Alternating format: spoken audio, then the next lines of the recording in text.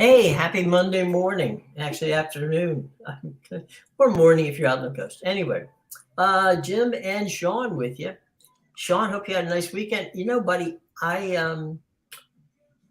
my brackets were not filled with the same four that ended up there, and according to some research I just did from the NCAA.com, they had 600 plus thousand people get involved in the tournament, and only six predicted the final, at least three of the final four. That's what it was. At least three of the final four. So there you go. I'm stunned that six could do that. Yeah, it's interesting. The guy that has, I'm looking at it here, the guy that's leading the brackets, it looks like he has about, I don't even know, 30 entries, 40 entries. Oh, really? Okay. Yeah. Maybe he was taking the long shots, although Connecticut wasn't that long shot, was it? Yeah, he has Houston. I don't know who he has. So he had FAU, UConn, and San Diego State. Okay. And Houston. So he got two of them. No, he got three. Three? UConn in there, yeah. He has Houston winning it, so he's not getting any more points. No. Well, he's got FAU going to the final. So they got a better chance of Houston. That FAU, it could be FAU Miami. Could be crazy, but I personally, I think UConn is the best team in the tournament left. But if UConn was just a buzzsaw. They took, they took the team that I think both of us had, Gonzaga, winning it. They took them apart. I mean, that was everybody apart. Yeah, I mean they've taken everybody apart. They've just. I think the lowest point spread that they won is 15, and that's rare in tournaments like that. I mean, you usually get one or two close. They're in a thing with like North Carolina in 2008, 2009. Like I think 90 plus points in the four games they've won by. So they've been clearly the best team. I think San Diego State plays defense. Very much so. FAU game is really interesting because they both have 30 wins, and they both, one of those two teams is going to be in a national championship game, which I can't imagine either of them thought at the beginning of the year, but there they are. So they're I think we've mentioned this before. I don't know if Florida Atlantic is down on the beach there in Boca, right? Yeah, and the headline of the Sun Sentinel this morning said the Beach Boys are back. So I guess they've adopted the nickname the Beach Boys. So good for them. If I'm George Kliakoff at the Pac-12 now, at the Pac-12, my phone call to San Diego State is coming quickly. I've got a Zoom call this morning with my with my presidents going, we got to get these people in here now today. And I'd add, honestly, I know the Big 12 is pursuing Gonzaga, but if I'm Kliakoff, I'm adding them both. Yeah, no, and San Diego State's good in everything.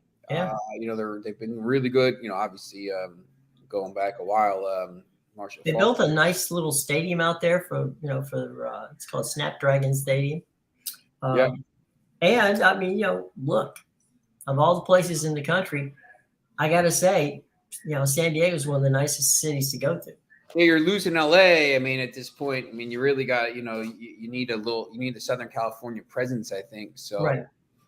San Diego State would be perfect. And maybe maybe add UC San Diego as well. Yeah, you could add Fresno. Yep. you got that little going. But they're looking at SMU for some reason. I have no idea. But hey, they got themselves in that mess. I can't get them out. But yeah, that phone call is happening today. I mean, I'm not.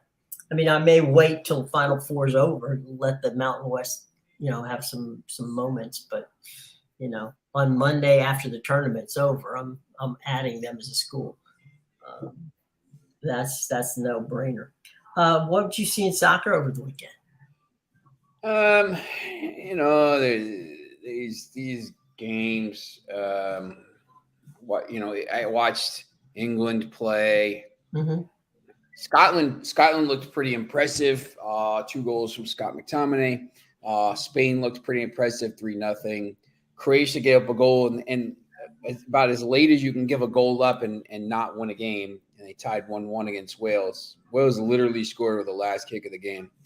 That was Saturday. Sunday, England beat Ukraine. It wasn't a great game. I don't think England played well, but they got enough goals there. Italy beat Malta 2-0. Kazakhstan, Denmark was a crazy game. Denmark was up 2-0 at halftime, and Kazakhstan scored 2 goals in the final 3 minutes of regulation to win the game 3-2 in a crazy, crazy game. After Denmark had picked up a pretty impressive win. So Slovenia leads the group now. Denmark is on 3 points. So I thought that was pretty interesting. Iceland beat Liechtenstein 7-0. Portugal beat Luxembourg 6-0.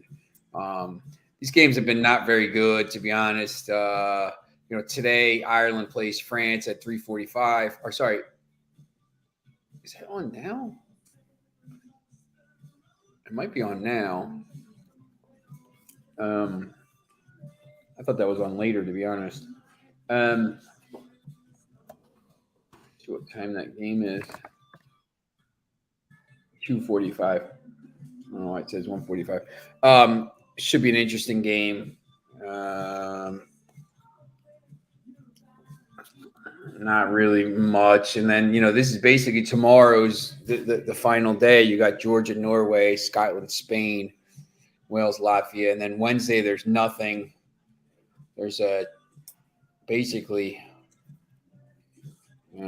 there's Champions League women's quarterfinals, and there's some South American games in Argentina Thursday. Friday, most of the leagues come back.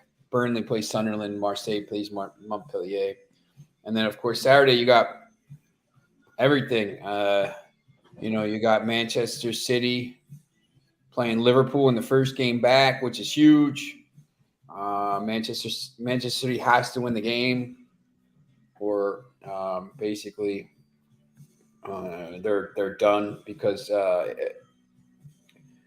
Arsenal will go and win that game later in the day. So there you go.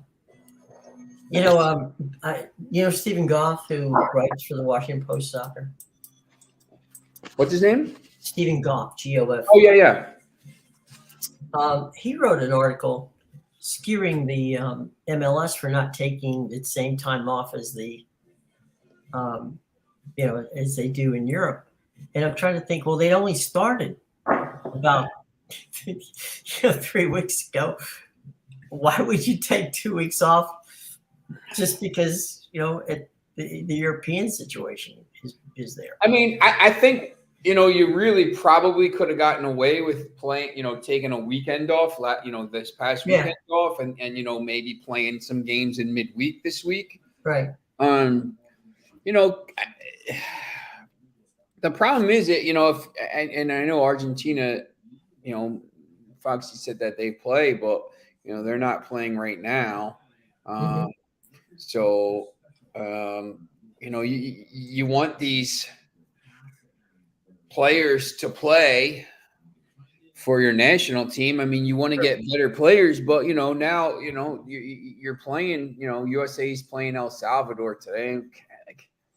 You're playing these games right in the middle of qualification. So if any of your players are leaving for, if I'm a better team, I probably have better players. So maybe my players are leaving for international duty. So now I got to play on the weekend with a weekend team, Right. which I don't necessarily think is really, it's not optimal. Right. With the games last weekend, you had LA Galaxy 0-0. Everybody played. Right. But you just don't know who was missing players or Right. without clicking on every game here. So, LAFC won, St. Louis won again. So, but yeah, no, it's a, if you're not going to be taken seriously if you're playing games at the same time as like, hey, USA's playing, or I can watch MLS. It's right. If your league is that bad now, the leagues that don't take breaks are, who played on Saturday.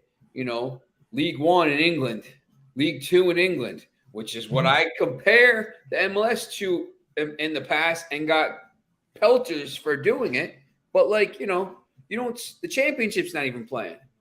So, because the championship knows most of their players are playing in things. So, you're opening yourself up to criticism. I understand, you just have the new deal and you got the Apple TV and stuff, and but you could have just not played on the weekend and put a bunch of games on Wednesday and Thursday this week. And then, maybe put next week's games, Sunday, Saturday, play half the games on Saturday and half the games on Sunday. And, then you have that thing where it's, Wednesday and Thursday's taken care of. They each have 3 days off. But, I just, for some reason, they don't like Saturday, April 1st.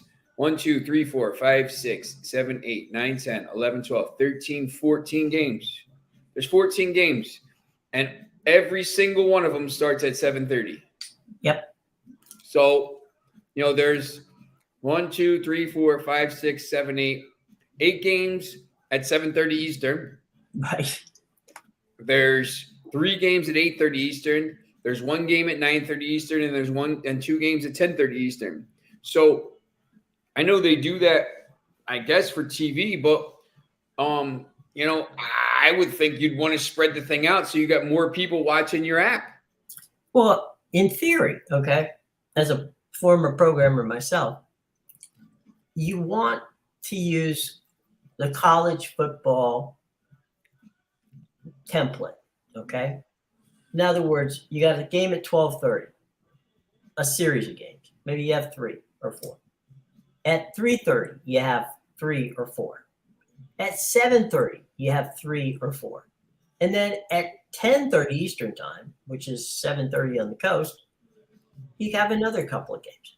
That makes you have an entire day from noon until midnight of your product. If you have to play it on one day, I mean, if that's the way you make it up to be, then fine. Then it's a Saturday, so it's not. I mean, baseball plays on Saturday, in the afternoons. Why not soccer? It just doesn't make any sense. Basically, yeah. Starting on April 16th, they do have some midweek games. They're making up those. No, not until May. There's one Sunday game, April 15th. April 23rd, April 30th, May 7th, and then May 14th, and then May 17th, there's midweek games. Looking for 245 value. What do you think about Poland, Serbia, and I don't know who that third. Zakiani?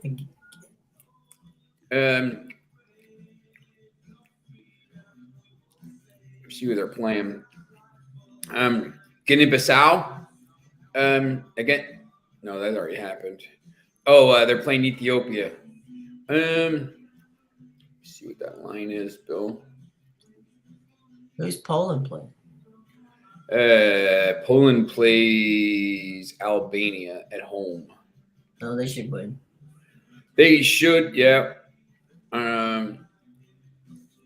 Poland is minus 182. Serbia looked good the other day. Serbia playing. Oh, Serbia's playing Montenegro. Mm-hmm. Minus 112.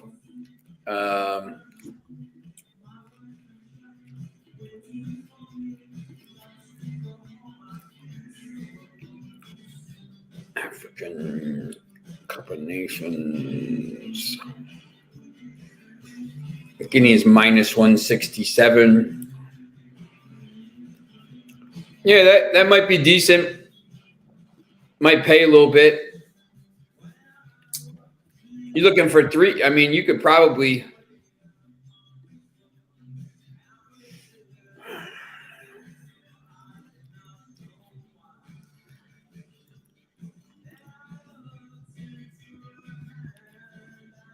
Asian lines.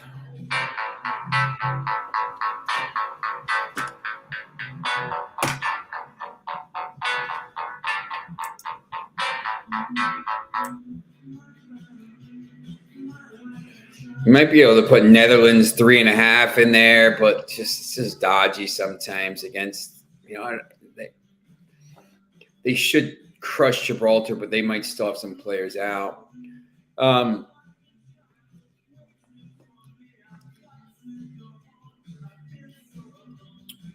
me see the France lineup.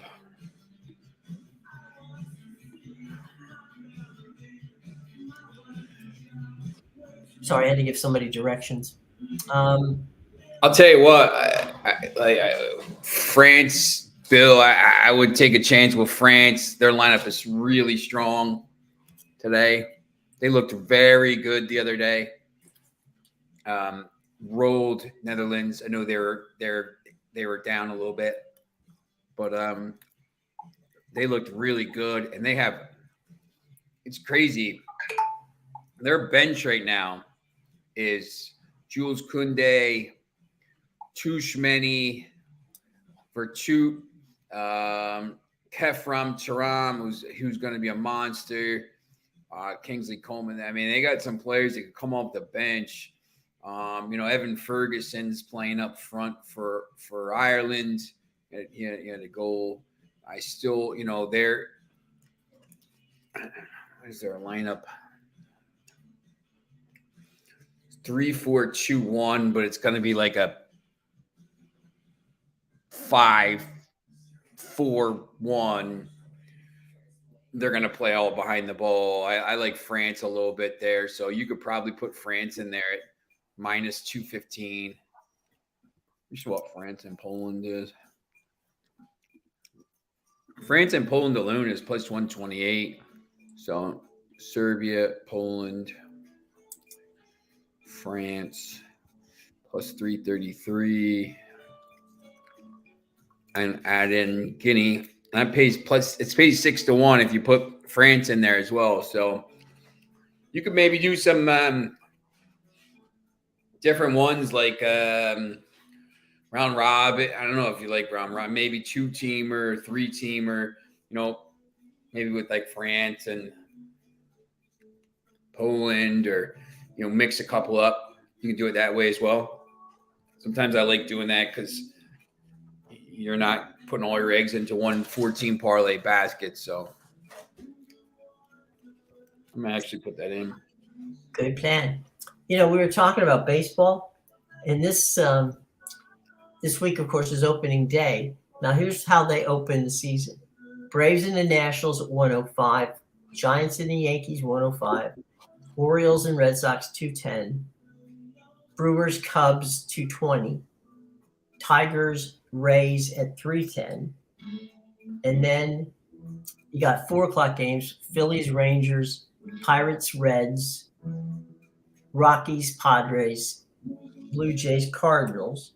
Then you move to Minnesota, Kansas City, Mets and Marlins again, 4 p.m. They only have one 7 o'clock game, the White Sox and the Astros. Angels and Athletics at 10, Diamondbacks and Dodgers at 10, Guardians and the Mariners at 10. So they stretch it out all day long. Yeah, I think that's, again, it's probably optimal to do, especially when you look at the. Let me see. It's one of those. It's a big day for people. I don't know. People might not be staying home, but maybe they'll take a day, a half day, or What are you talking about, opening day? Yeah. Mhm. Like the opening day, and then you see kind of like with the schedule today, it's the same thing. Like, it starts at 1:05, and then there's 2 1 o'clock games. There's two 2:15-ish games. There's a 3 o'clock game. There's a bunch of 4 o'clock games. There's a 7 o'clock game. Then there's 3 10 o'clock games. So I mean, kind of what you're talking about with college football and thing. I mean, different windows, and you see what they're doing today with there's the 5 games that are live now, and then there's a 3:10 and a 4:05 and a 4:10 and an 8 and a 9 and a 9:45 and stuff. So I think baseball does a pretty good job with that. Usually, I mean, they'll have those business person specials during the year and stuff. Get out of town days. Yeah, exactly. I mean, when I used to cover the Thunder, it was they'd play at 10:30 on Wednesdays. Is great. So you're done. You're gone by it's for the players, but Sure. they hey, it's business person special, But and then Friday, I always think too, like so Friday, you got a 6:40 game in Miami. Miami starts early. When Miami and Tampa always start early. Yeah, I always think that's pretty smart because you get some eyes tuned in. They just. Well, the theory of the case of starting a game at 6, they start them at 6:40. Yeah. Because of television, you can't start 6:30 straight up. Is that if you're downtown and you're working, right? You get off work, you say, okay, I'll go to the ball game. I'll still be home by 10, 11 o'clock. Yeah. And so, that's their theory. I'll tell you, I mean, these, you look at some of these games. I mean, I'm in basically in Philadelphia, but for me to get to the stadium is 35 minutes at, minimum. So, you go to these 7:10 starts or something like that, and I mean, you're not getting home till 11:30, man. You can't do that in the middle of the week. I can't. I mean, it's not really. Well, I think a lot of teams, I don't know what's gone wrong with the Braves, but a lot of teams schedule most of their afternoon games on a Wednesday or Thursday. And it's for 2 reasons. One, you can get a crowd. And 2, you're going to have to be somewhere either the following day on Thursday or on Friday. So it's easier to get out. Let's say that game that starts at 1 finishes at 5. By the time you get to the airport, it's 7:30. By the time the plane leaves, it's like 8:30, 9 o'clock. And by the time you get in and get to your bed, it's midnight or 1 o'clock in the morning. So depending upon where you're playing. So you want to have that playtime, get it over with, because you're going to spend the rest of the day traveling. Yeah, the Braves have been 7:20 starts. So yeah, and the Braves they screw you big time, because what happens is you end up, if you have if that game goes past 11 o'clock, you're not leaving Atlanta, because remember the new stadium's way out. Yeah. From the airport, so you leave Hartsfield probably 2 o'clock in the morning, 3 o'clock in the morning, and get into Philly. Let's say that's where you're going. Get to Philly in time for breakfast. Then you got to play that night. Yeah, that's a little bit. I mean, I don't know. And their theory has always been, well, it's too hot. Well, Ask Texas. Yeah, well, I don't understand what 10 minutes is going to do. Right. It's too hot to play in the afternoon. Okay. Have you been to Texas? Have you been to Arlington in the summertime? They don't have a dome and it's hot. We used to have trouble with cameras melting. So yeah, it's pretty hot. So I don't know. I do think that they've got to figure out a way to maximize that schedule. And since Saturday, they would only be up against baseball. And if you put the Premier League in early, right? You could literally wake up in the morning, watch your favorite Premier League team play, and then either go out to or watch some MLS, and it's all day long. I don't understand why they don't have games lined up right after the Premier League 12:30 match ends on the East. So Right. 3:00.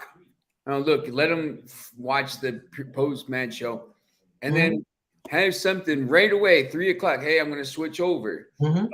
Like that's the thing. I mean, once I'm whatever, I watch the match and thing, and then I go start to do stuff. I'm not coming back and watching MLS game at 7:30 or I don't know. I put it on it if I'm like in bed or something like that, or just relaxing, but I'm not like rushing home to watch it. I mean, if there was another match, I'm like sometimes if I'm just hanging around, that hey, all of a sudden there's a La Liga match at 3:00. Oh, I'm not doing anything. Or PSG's playing at 2:45 because PSG always plays, in that later match as well. I mean, they're smart about that. They put PSG on it at that time. They put Barcelona or Real Madrid on it those times, and people, I'm gonna sit and watch it. Well, I mean, let's go back to the analogy of college football. That Alabama is not going to play at 12:30. Okay, that's their noon start. That's not going to happen. Okay, that's the Kentucky window. Okay, you might get lucky and you might get a Penn State game at noon. If on the Big Ten, those 3:30 and 7:30 windows are the most important. So you got a new team in St. Louis, put them at noon. And go. Schedule yourself to where your marquee teams are playing, in your 2 or 3 different marquee slots. Yeah, don't burn them in the morning because nobody's watching.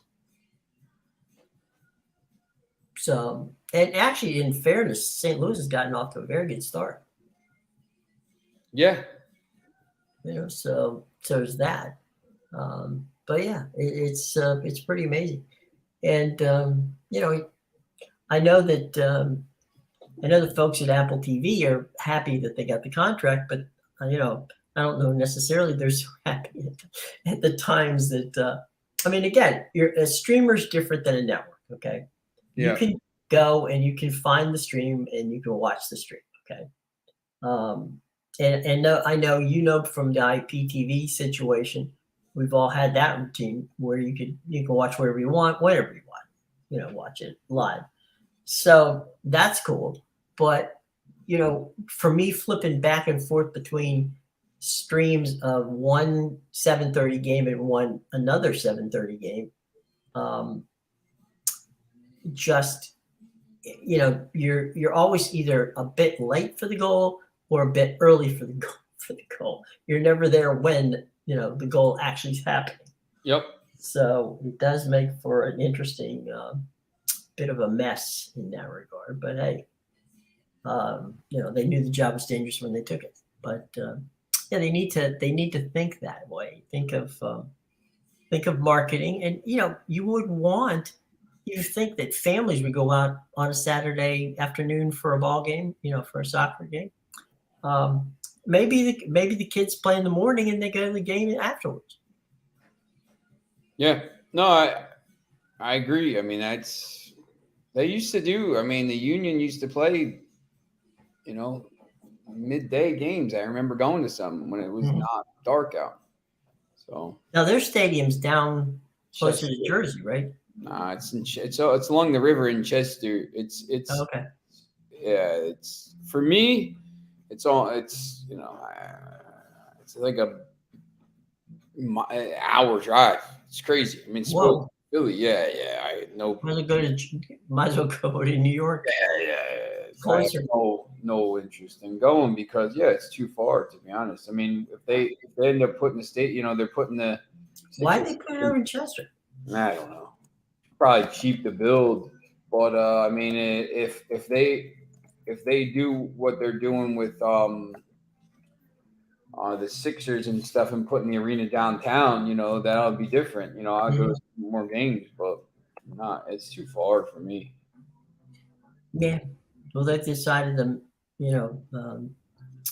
basically do what they can. See, a piece of the ceiling at Madison Square Garden fell out during the game, the Kansas State game the other day. And, Really? Yeah, it hit one of the media members on the back. Fortunately, it was just a small piece of the roof. Maybe they should rename it the world's most dangerous building. I'd be lying on the ground saying pay money.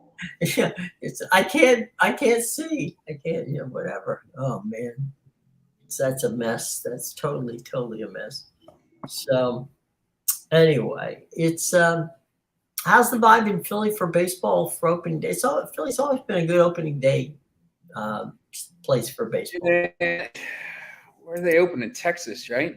Yeah. Mm-hmm. I mean, I think it's a little bit tampered because every time you turn around, somebody's getting hurt. So, I think based on last year, there's probably some positivity going in, but they are a little banged up. So yeah, what's the hottest story in Philly these days? Probably Embiid and the Sixers, I would think. Just the way they're playing. And they're trying to chase down. They've lost 2 in a row here, so the momentum's kind of. I mean, I think they still won 7 of the last 10, like in front of them. 7-3. I mean, but the Bucks, Celtics, and Sixers have all been 7-3, and the Cavs are actually been 8-2, won 4 in a row. So all of a sudden now, the Sixers, the Cavs have 3 more losses. Mm-hmm. They've actually played more games here, so the Sixers got to make some games up here down the stretch, and the Sixers will probably finish 3rd. But that race at the top now, the Celtics once again won 3 in a row, so they're 2 back in the lowest column. They're 1.5 games back total, so the race at the top is pretty tight. I think. I don't know if anyone wants to play the Knicks. If the Knicks are healthy in that first round, that 4-5 game, the 3-6 right now would be Brooklyn, but the Heat are tied with Brooklyn.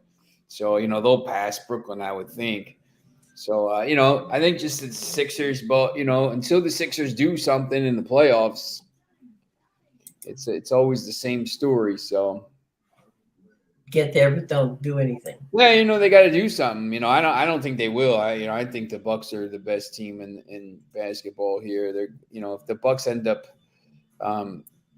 if they end up with home court here, and they're healthy, I don't see anybody beating them. Although, Cleveland's 30-8 at home.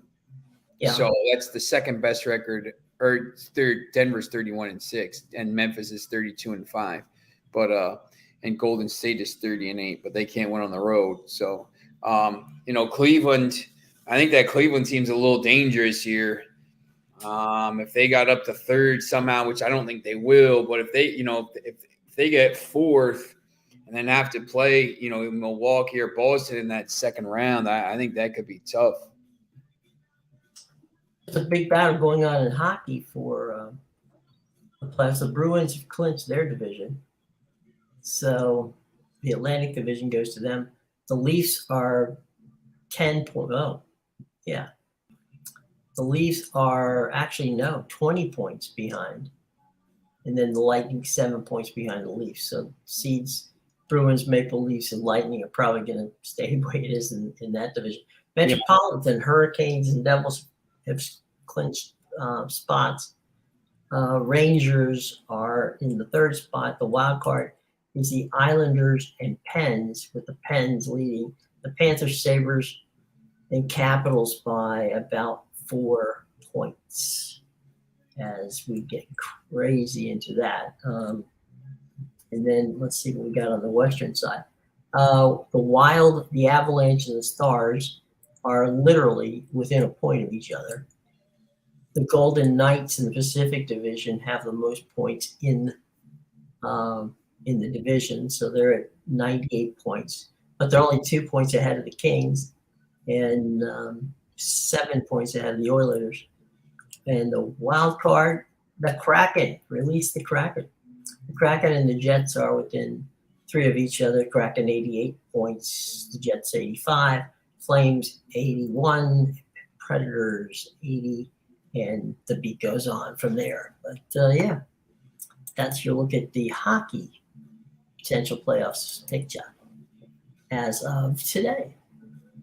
And we know who the Sweet Six and the Final Four is. And there